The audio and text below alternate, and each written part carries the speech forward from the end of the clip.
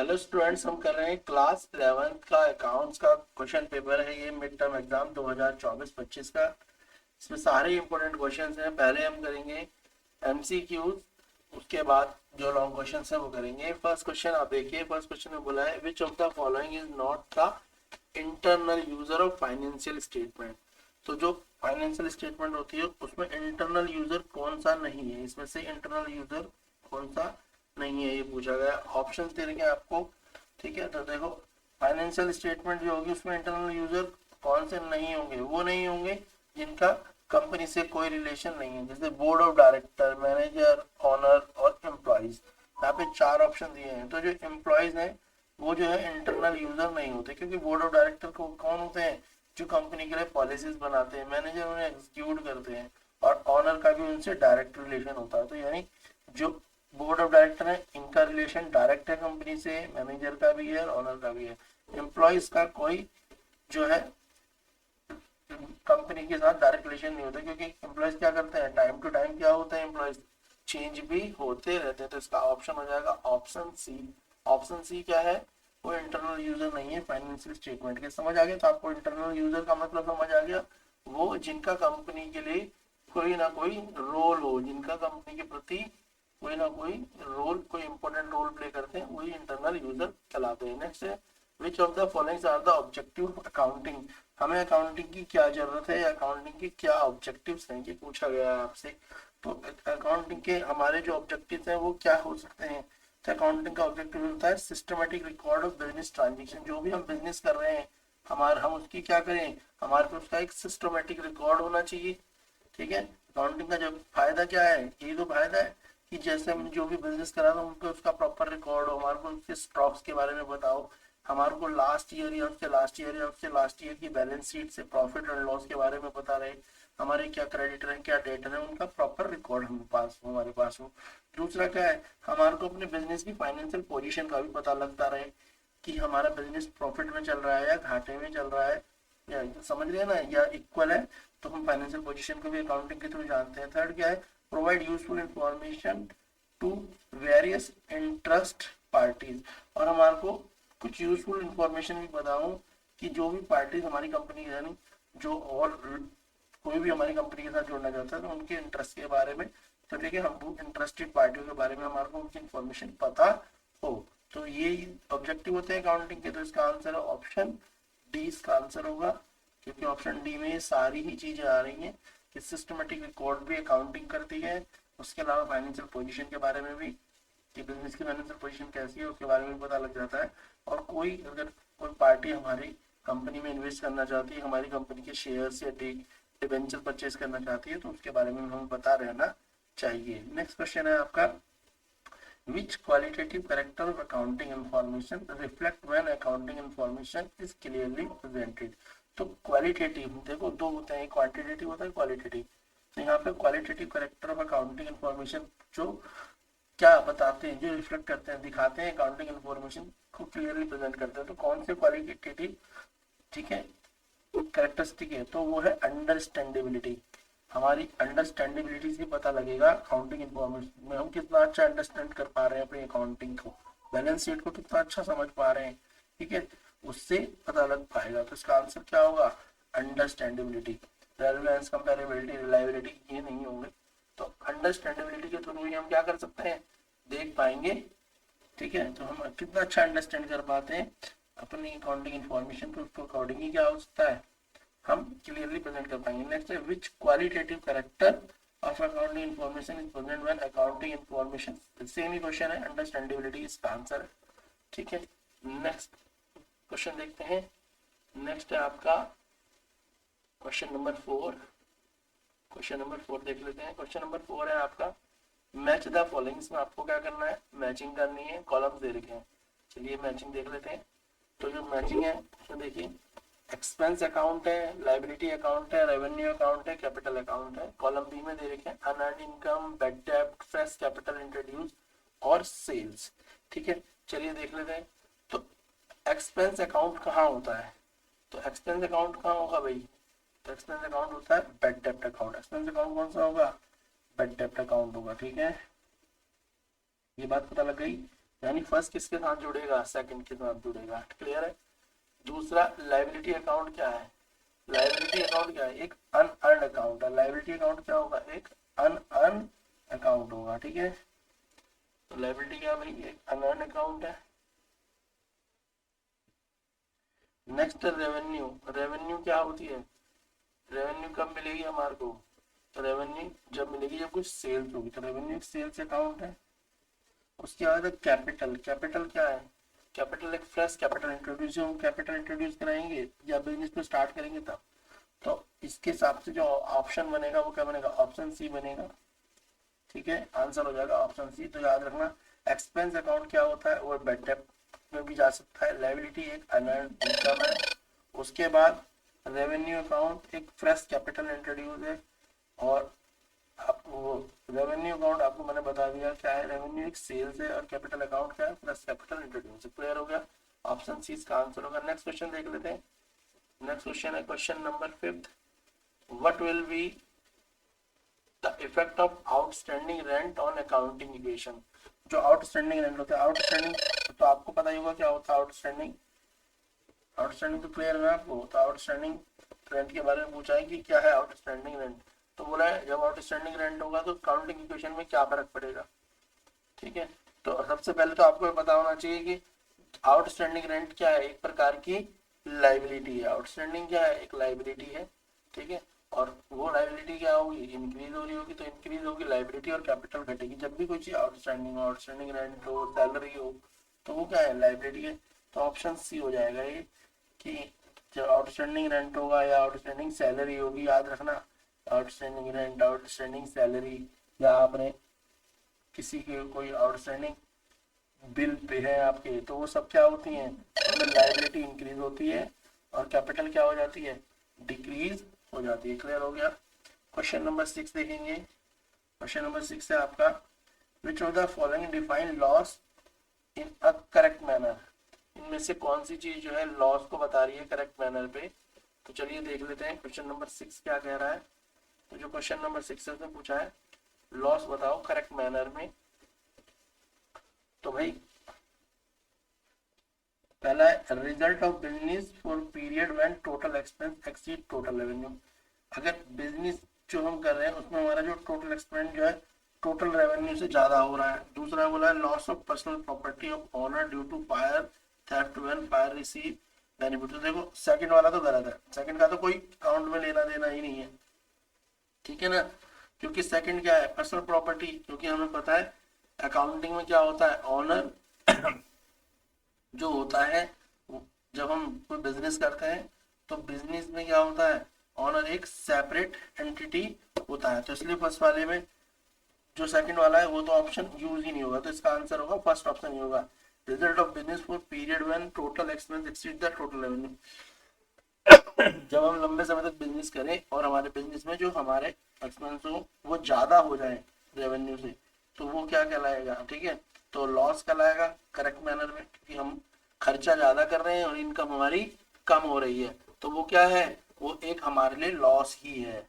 तो लॉस है तो इसका ऑप्शन होगा ऑप्शन ए, करेक्ट मैनर में लॉस क्या होगा, जब हमारे खर्चे ज्यादा हो और इनकम कम हो, तो हम उसे क्या बोलेंगे, उसे हम लॉस बोलेंगे। जैसे कोई व्यक्ति है, सपोज किसी ने बिजनेस करा और उसका जो बिजनेस में एक्सपेंस जो आ रहा है ईयरली आ रहा है 1,20,000, कितना आ रहा है, 1,20,000 आ रहा है, और उसने जो इनकम करी, बिजनेस कर रहा है वो, और उसकी जो इनकम आ रही है वो कितनी आ रही है, 90,000 आ रहा है ईयरली। ठीक है, ये पर एनम की बात कर रहा हूँ मैं, पर एनम की बात कर रहा हूँ आपसे। तो क्या हो रहा है, उसको बेनिफिट थोड़ी हो रहा है, उसकी इनकम तो 90,000 आई और एक्सपेंस हो गया तो 1,20,000, तो उसे हर मंथ कितने का लॉस आ रहा होगा, तो हर मंथ उसे 30,000 का लॉस आ रहा होगा। क्लियर है, तो ये लॉस कहलाएगा। नेक्स्ट है example of non current liability. तो यहाँ पे आपको ऑप्शन दे रखे हैं, नॉन करेंट लाइबिलिटी एग्जाम्पल पूछ रहा है, bank loan, creditor, bill payable और बैंक ओवरड्राफ्ट। देखो लाइबिलिटी एक होती है करंट लाइबिलिटी होती है नॉन करंट। तो नॉन करंट लाइबिलिटी वो होती है जिन्हें हमें 1 ईयर के अंदर पे करना होता है। कितने साल में पे करना होता है, 1 ईयर के अंदर। ठीक है, पर क्रेडिटर तो हमें 1 मंथ में पे करना है, तो ये करंट लाइबिलिटी हो गई। बैंक ओवरड्राफ्ट भी करंट लाइबिलिटी, बिल पेबल भी करंट लाइबिलिटी। तो इसका आंसर क्या हो जाएगा, इसका आंसर हो जाएगा ए, बैंक लोन। यही एक नॉन करंट लाइबिलिटी है क्योंकि हमें 1 ईयर में पे करनी होती है, ठीक है। और उससे ज्यादा भी हो सकता है, 1 ईयर भी हो सकता है और मोर देन 1 ईयर भी हो सकता है, ठीक है। यानी 1 ईयर आप कह सकते हो प्लस भी हो सकता है, ठीक है। मगर क्रेडिटर को आपको 1 या 2 महीने में पेमेंट करनी होती है और ओवरड्राफ्ट तो जब उसकी बिल साइकिल आएगी तभी आपको उसको पे करना होगा। क्लियर है। बिल्स पेबल भी आपको पता ही है, जो भी बिल बनते हैं जैसे इलेक्ट्रिसिटी बिल है, कोई क्रेडिट कार्ड का बिल है, तो वो आपको क्या होता है, वो हर मंथ आपको पे करने पड़ते हैं। क्लियर है। नेक्स्ट देखेंगे क्वेश्चन नंबर 7 में बोला है what will be the journal entry for the adjustment of advance commission if the commission of ₹2500 is received half which is in advance. तो बोला है जर्नल एंट्री पास करनी है आपने, ठीक है ना। तो इसमें बोला है जो कमीशन जो ली गई है वो कैसे ली है, कमीशन एडवांस ली हुई है, ठीक है। तो अगर आपने एडवांस में कमीशन ली है कितनी 2500 रिसीव करिए, हाफ जिसमें से एडवांस में है, तो आपकी जो एंट्री आपने जो 2500 रुपए की कमीशन है तो उसमें से एडवांस कमीशन लिए, कितनी एडवांस कमीशन लिया है, हाफ लिए। तो सबसे पहले तो हाफ कमीशन लिए, तो टोटल कमीशन कितनी थी 2500 थी, उसमें से हाफ कमीशन आपने ली है। तो हाफ कमीशन कितनी हुई, हाफ कमीशन हो गई 1250 रुपये। तो बात समझ आ गई ना। तो जितनी कमीशन उसने बोली है उतना का हिस्सा निकाल लो। तो जो आपने एडवांस कमीशन लिया, तो अब देखो तो आपका जो जर्नल एंट्री बनेगी वो क्या बनेगी, वो बनेगी आपकी कमीशन अकाउंट डेबिट, क्योंकि आपके पास आया क्या है, कमीशन आया है, पर हाफ आया, तो हाफ अमाउंट कितना आया, 1250 रुपये आया है, ठीक है। और जब हमारे पास कैश इंक्रीज होता है तो कैश क्या होता है, डेबिट। ये तो पता है ना, कैश क्या होता है भाई, डेबिट हो जाता है। तो आपके पास कैश आया, किसकी फॉर्म में आया, कमीशन की फॉर्म में। तो आपका अकाउंट एंट्री बनेगी कमीशन अकाउंट डेबिट, और जो क्रेडिट में होगा to commission receive in advance. तो ऑप्शन बी इसका आंसर होगा। तो देखो जो आपके पास कैश आया है तो कैश अकाउंट डेबिट की जगह यहाँ लिख दोगे कमीशन अकाउंट डेबिट, और ब्रैकेट में और जो क्रेडिट होगा वो क्या होगा, कमीशन रिसीव इन एडवांस, क्योंकि आपको 1250 रुपये मिल गए और बाकी 1250 रुपये आपको बाद में मिलेंगे। तो सबसे पहले आप हाफ निकाल लेंगे और उसके बाद आपको पता होना चाहिए जो चीज हमारे पास इंक्रीज होती है, इंक्रीज वाली चीज को डेबिट कर देते हैं और डिक्रीज वाली चीज को हम क्रेडिट कर देते हैं। पता लग गया। तो डिक्रीज क्या हुआ, हमारा डिक्रीज हुआ जो हमारे पे एडवांस आया, इंक्रीज क्या हुआ जो हमने पहले हमें मिल गया। नेक्स्ट है goods taken away by the proprietor for business for personal use.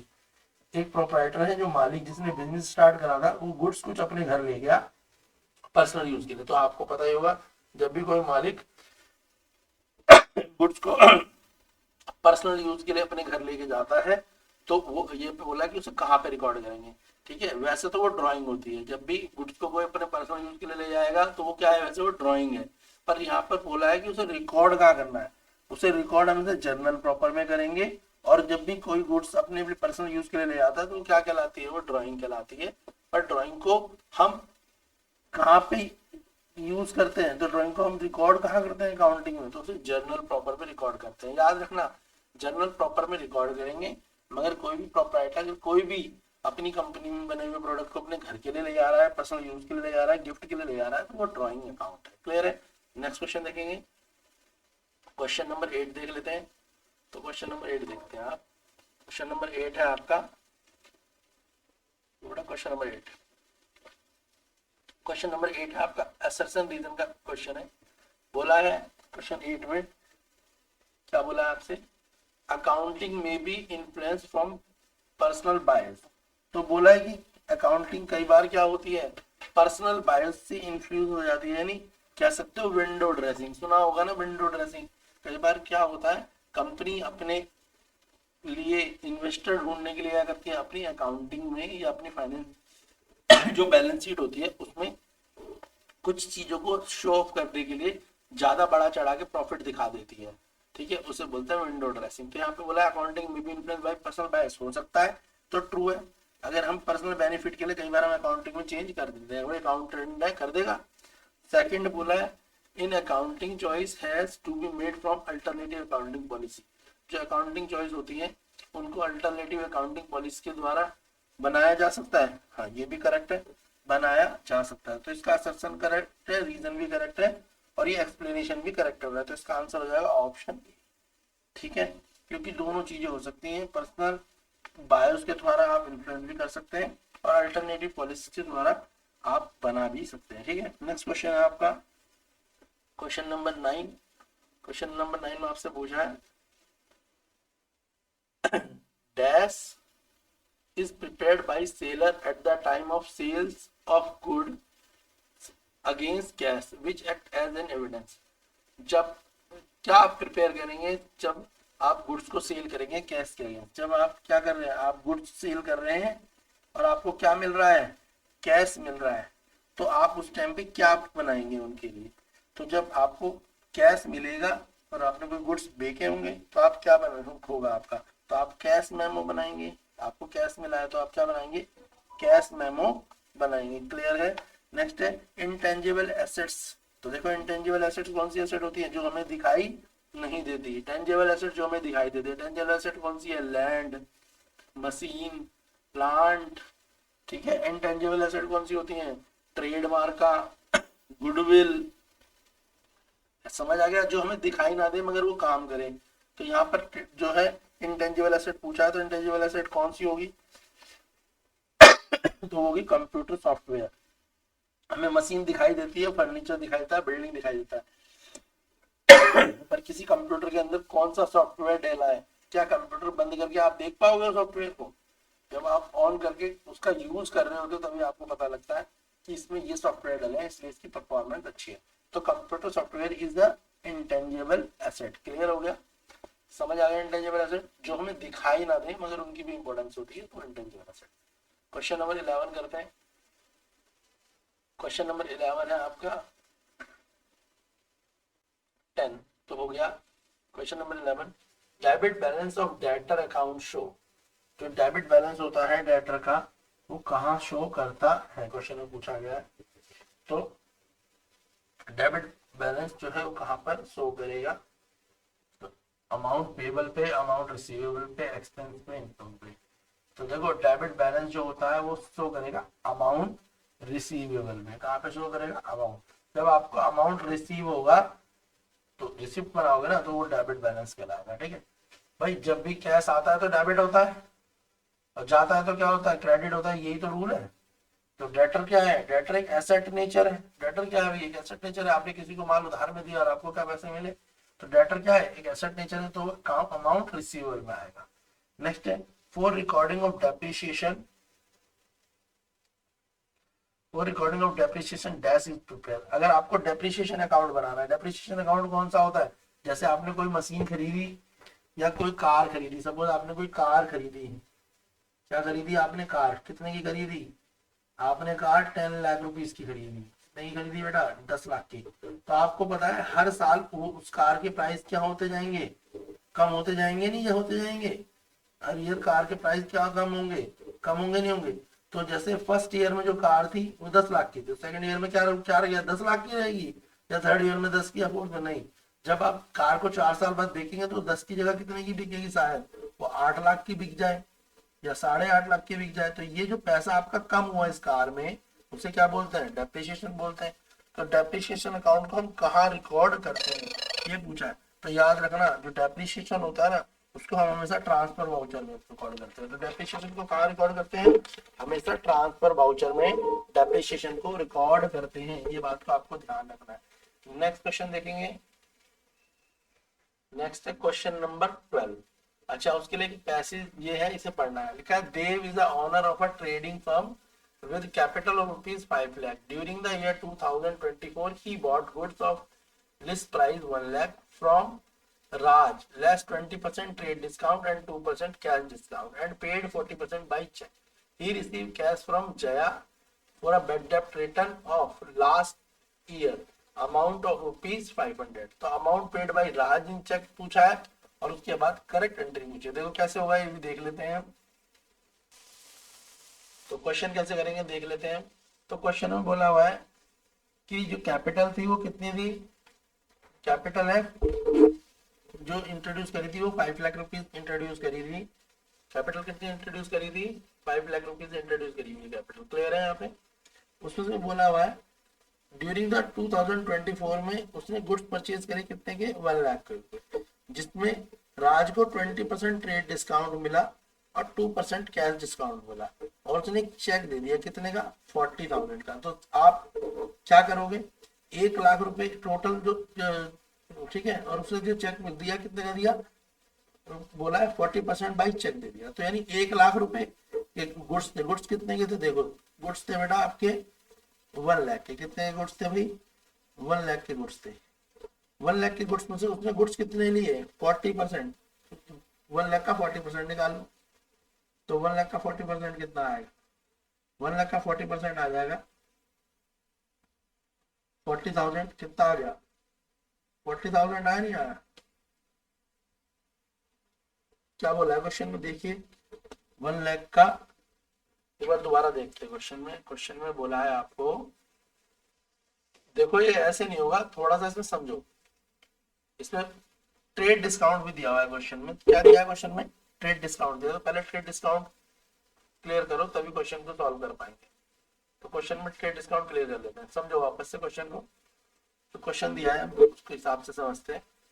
तो क्वेश्चन में हमें 1 लाख रुपीज के गुड्स है। गुड्स कितने के हैं, 1 लाख के गुड्स है। गुड्स है 1 लाख के। 1 लाख के गुड्स पे हमारे को 40% का वो 20% ट्रेड डिस्काउंट मिला। 20%, तो हमारे पास जो गुड्स रह गए वो कितने के रह गए, वो रह गए 80,000 के। बोला ना 20% क्या मिला हमारे को, ट्रेड डिस्काउंट मिलेगा। जब हमें 20% ट्रेड डिस्काउंट मिलेगा तो हमारे पास गुड्स कितने के रह जाएंगे, 80,000 के रह जाएंगे, नहीं रह जाएंगे। अब 80,000 में से उसने क्या बोला, 40% को उसने चेक दे दिया, तो 80,000 का 40% निकाल दो। तो 80,000 का 40% कितना होता है, वो होता है 32,000। कितना होगा, 80,000 का 40% कितना होगा, 32,000 होगा। देख लो,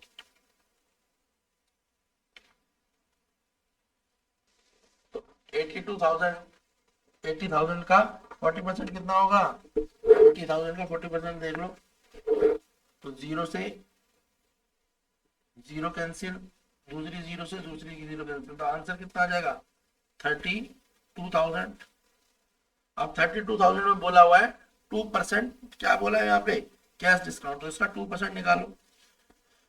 तो इसका 2% कितना आ जाएगा बेटा, इसका 2% आ जाएगा 640। क्या आ जाएगा, 640 आ जाएगा। तो अब उसने जो चेक बनाया होगा कितने का बनाया होगा, तो 32,000 में से क्या माइनस कर दो, 640 माइनस कर दो, तो आंसर क्या आ जाएगा, आंसर आ जाएगा आपका 31। क्या आ जाएगा आपका आंसर, आंसर आपका आ जाएगा, जब आप माइनस कर लोगे तो जहाँ जीरो का जीरो, 10 में से 4 गया 6, ये 9 में से 6 गया 3, ये हो गया 1, ये हो गया 3, तो आंसर आ जाएगा 31360। तो इसका आंसर होगा ऑप्शन सी। क्या करेंगे, देखो गुड्स कितने के थे, 1 लाख रुपए के। 1 लाख रुपए के गुड्स में साफ बोला उसने 20% ट्रेड डिस्काउंट। जब 20% ट्रेड डिस्काउंट दे देंगे तो गुड्स कितने के पे कितना करना पड़ेगा, 80,000 रुपए। अब 80,000 में भी वो कह रहा है 40% का पे करा है, तो 80,000 का 40% कितना होता है, 32,000 रुपए। और 32,000 रुपए अगर तुम पे कर रहे हो तो तुम्हें 2% कैश डिस्काउंट मिल रहा है, तो 32,000 का 2% कैश डिस्काउंट निकालेंगे तो 640। तो हम पे कितने करेंगे, हम कैश डिस्काउंट को माइनस कर देंगे, तो 32,000 में 640 माइनस करेंगे तो आंसर आ जाएगा हमारा 3160 रुपए। क्लियर है। इसके बाद इसकी नेक्स्ट एंट्री देखो, इसके बाद बोला है इसमें कि उसने बैड डेप्ट भी दिया है। He receive cash from Jaya for bad डेप्ट return of last year amounting ₹500। 500 का उसे एक बैड डेप्ट भी मिला है। और जब हमारे को बैड डेप्ट मिल जाता है तो वो एंट्री कैसे पास करते हैं, तो बैड डेप्ट तो आपको पता है ना, बैड डेप्ट पहले वो लाइबिलिटी होती है, पर अगर वो हमारे को मिल जाए बैड डेप्ट तो वो क्या कहलाएगा, ठीक है।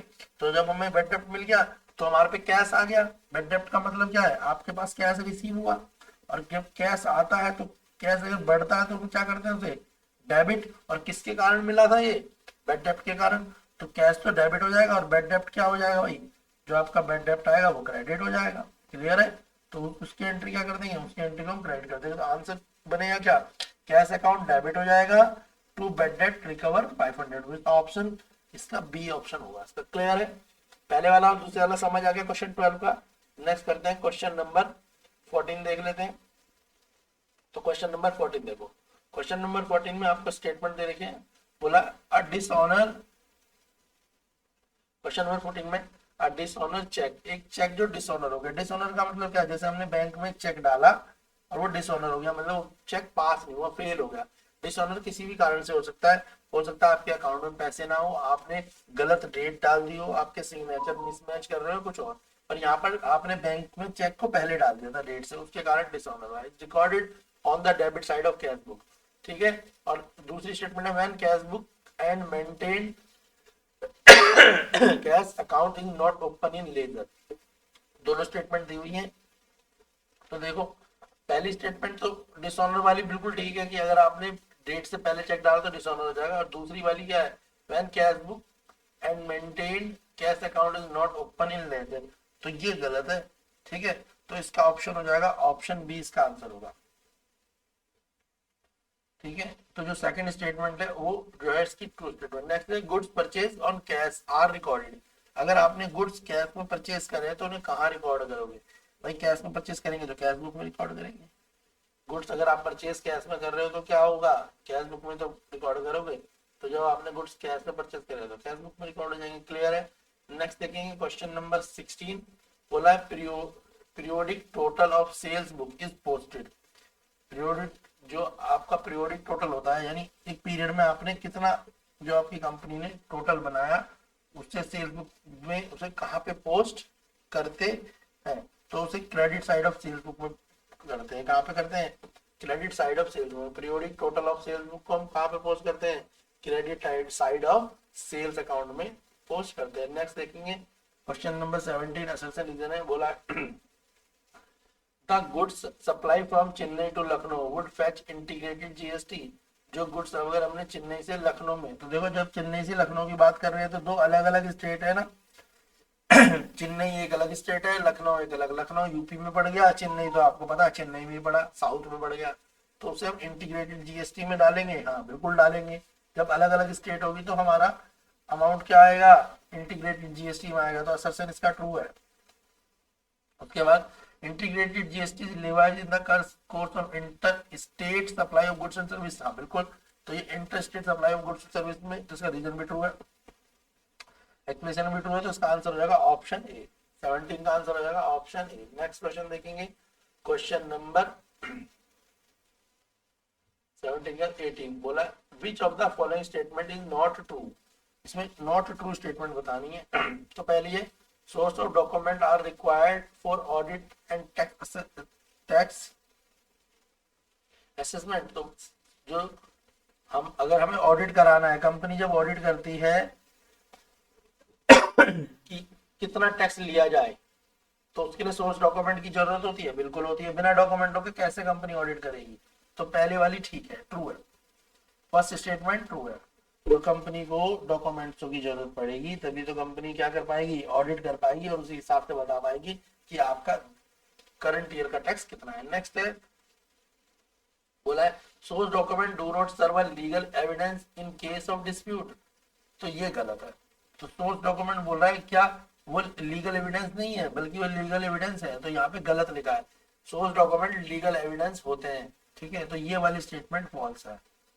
सेकंड स्टेटमेंट क्या है, फॉल्स है। तो यही इसका आंसर है। Source of document are written and authentic proof of transaction, ये भी ट्रू है। तो इसका आंसर है option B. Only second statement false है, फर्स्ट और थर्ड दोनों ही स्टेटमेंट क्या है, ट्रू स्टेटमेंट है। नेक्स्ट क्वेश्चन देखते हैं, इसका ऑप्शन वाला भी देख लेंगे। Document prepared to authorised an expenditure is. जब हम डॉक्यूमेंट प्रिपेयर करते हैं टू ऑथोराइज्ड, वो एक्सपेंडिचर जो है वो क्या क्या कौन से एक्सपेंडिचर में आते हैं। जब हम डॉक्यूमेंटों को ऑथोराइज कराते हैं तो वो कौन से एक्सपेंडिचर में आते हैं। तो क्वेश्चन में क्या पूछा है आपसे, क्वेश्चन में पूछा है आपसे तो वो किस में आते हैं, तो ऑथोराइज किस में आएंगे, तो वाउचर में आएंगे। ऑथोराइज किस में आते हैं बेटा, तो document prepare to authorise an expenditure. जब भी कोई एक्सपेंडिचर होते हैं तो उन्हें कहाँ पे हम रखते हैं, उन्हें वाउचर में रखते हैं। नेक्स्ट क्वेश्चन देखेंगे क्वेश्चन नंबर कौन सा है, 19। Bank overdraft is then. Bank overdraft क्या होता है, बोला कि बैंक ओवरड्राफ्ट क्या होता है। तो बैंक ओवरड्राफ्ट एक पर्सनल अकाउंट है। बैंक ओवरड्राफ्ट याद रखना, एक पर्सनल अकाउंट होता है, ठीक है ना, क्योंकि किसी के नाम पे तो होगा वो, तो बैंक ओवरड्राफ्ट क्या है, it is a personal account. Which of the following is treated as an asset, इनमें से कौन सी चीज एसेट है? इंटरेस्ट रिसीव इन एडवांस, अगर हमारे को एडवांस में इंटरेस्ट मिल गया तो वो लाइबिलिटी है। एडवांस में कोई हमें इंटरेस्ट दे देगा तो क्या बाद में भी देगा? जैसे ट्यूशन फीस एडवांस में कोई दे दे तो बाद में देता है? नहीं देता, तो ये तो लाइबिलिटी हो गई। आउटस्टैंडिंग इंटरेस्ट, इंटरेस्ट देना ये भी लाइबिलिटी है। इंटरेस्ट रिसीव, आपको इंटरेस्ट रिसीव हो गया, तो इंटरेस्ट रिसीव हो गया, तो रिसीव हो गया, ये एक इनकम है। ये क्या है? आपकी एक इनकम। ये क्या कहलाएगी? इनकम कहलाएगी। क्या कहलाएगी भाई? ये आपकी इनकम कहलाएगी। एक्योर्ड इंटरेस्ट, यही आपके लिए एसेट है, तो इसका आंसर होगा ऑप्शन बी। एक्योर्ड इंटरेस्ट का मतलब क्या है? आपने आपका इंटरेस्ट अभी आया नहीं, एक्योर्ड हो चुका है, तो ये ही आपके लिए क्या कहलाएगी? एसेट कहलाएगी। क्लियर है? क्वेश्चन नंबर 20, ऑप्शन बी था 19 का। क्वेश्चन नंबर 20 देख लेते हैं। क्वेश्चन नंबर 20 में बोला है which of the following would not be the reason for difference between bank balance and cash book and passbook. इनमें से बोला है, क्या बोला है? Which of the following would not be the reason for difference between bank balance as per cash book and passbook. जो difference हमारे को बीआरएस पढ़ते हैं ना, बैंक रिकंसिलेशन, उसमें बोला है डिफरेंस हो जाता है ना कैश बुक और पासबुक में, जब करते नहीं है प्लस और माइनस का जो डिफरेंस होता है कैश बुक और पासबुक में, तो डिफरेंस होने की क्या कारण इनमें से बोला नोट, कौन सा कारण नहीं होगा? ठीक है, नोट पूछा तो पहला इसमें bank charge not entered in cash book, cheque deposit but not yet clear, credit purchase और cheque issue but not presented for payment. इसका आंसर होगा ऑप्शन सी। जो क्रेडिट परचेज करने से ना कोई भी फर्क नहीं पड़ेगा, आप कुछ क्रेडिट में परचेज करो चाहे कैश में परचेज करो, किसी दुकान से आप कुछ भी क्रेडिट में परचेज करो या कैश में परचेज करो, तो उससे क्या आपकी पासबुक में और आपकी कैश बुक में कोई डिफरेंस आता है? नहीं आता। ठीक है, तो ये वाला जो रीजन है क्रेडिट परचेज, इसका कैश बुक और पासबुक से कोई रिलेशन नहीं है, तो इसमें ये ऑप्शन है, क्योंकि नॉट पूछा है। ठीक है, और तीनों से डिफरेंस आ सकता है। नेक्स्ट है BRS statement is present. BRS का फुल फॉर्म होता है बैंक रिकंसिलेशन स्टेटमेंट, मैंने शॉर्ट में बोल दिया इसे बीआरएस। आपके स्कूल में टीचर कराते होंगे तो बीआरएस बोलते होंगे, बाकी बुक में चैप्टर में लिखा हुआ है बैंक रिकंसिलेशन स्टेटमेंट। तो बोला है क्यों प्रिपेयर करी जाती है, तो ये इसलिए प्रिपेयर करी जाती है कि ये पता लग सके कि बैंक स्टेटमेंट कहाँ से रिसीव, तो whenever a bank statement is receive, तो जब भी बैंक स्टेटमेंट आप रिसीव करते हैं तो उसके लिए बीआरएस बनाना जरूरी होता है, तो ऑप्शन ए इसका आंसर है। नेक्स्ट देखते हैं क्वेश्चन नंबर 21 देखते हैं हम।